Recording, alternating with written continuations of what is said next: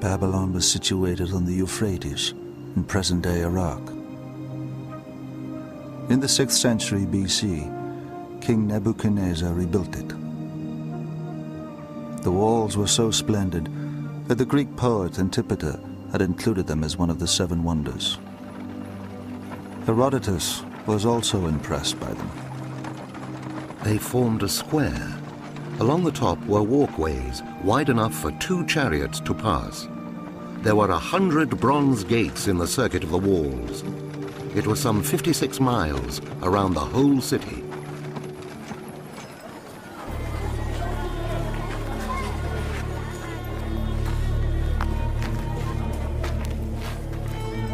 Behind the Ishtar Gateway, inside the city walls, the streets were laid out on a grid plan. Babylon was the most splendid city in the world. A blend of sophistication and order.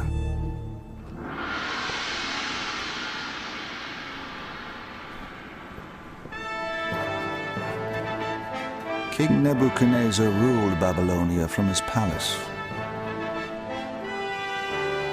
He married Princess Amytis from the land of Media.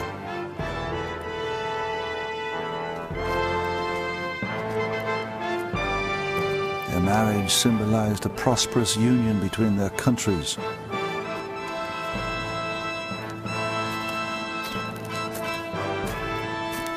Babylonia now looked forward to a period of peace and plenty.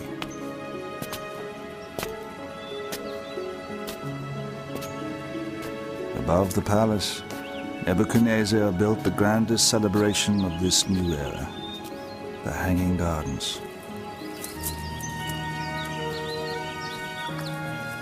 They were a spectacular surprise for his queen.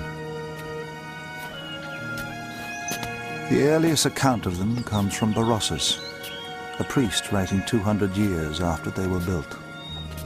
And within this palace, Nebuchadnezzar erected the so-called Hanging Garden, because his wife, having been brought up in the country of Media, had a passion for mountain surroundings.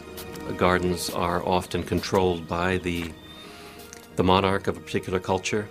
That monarch is showing that he or she can control the landscape and can make it flower in a way that God cannot in the landscape around them. Controlling water, of course, is controlling life in a very desert landscape or in an arid landscape is a great feat. In the Middle East, gardening was a respected profession. Plants were grown for medicine and also for the perfume industry. The importance of fragrance may explain why accounts record that some gardeners were blind and some female.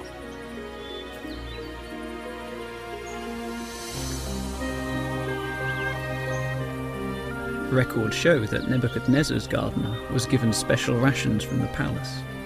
He is believed to have been an expert from Judea, a country with a similarly arid climate. The Babylonians had a great knowledge of plants. The gardeners in Babylon would have selected the best plants to thrive in the hot, arid climate. The Middle East is not all a desert, but it's generally arid, and it was felt important to bring exotic types of plants, different types of plants, and a richness of vegetation in a controlled situation so people could enjoy it, particularly the king. There are a number of ways plants have adapted to survive in harsh environments like the Middle East. One way is to have thin, needle-like leaves.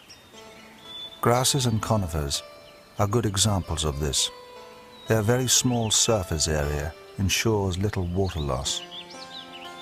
Others have leathery or waxy leaves to prevent water loss. Often they are grey in color, which reflects the glare of the sun. Some plants have leaves covered in fine hairs. These reduce the drying effect of the wind and also trap the cold night air to keep the plant cool during the day. Oak, willow and cedar, ilex, plane and palm. The lists of the trees and the plants in the Hanging Gardens are endless. They were compiled by historians centuries later and are often inaccurate. It is believed the gardens contained many plants and trees from the land of Media. the homeland of Nebuchadnezzar's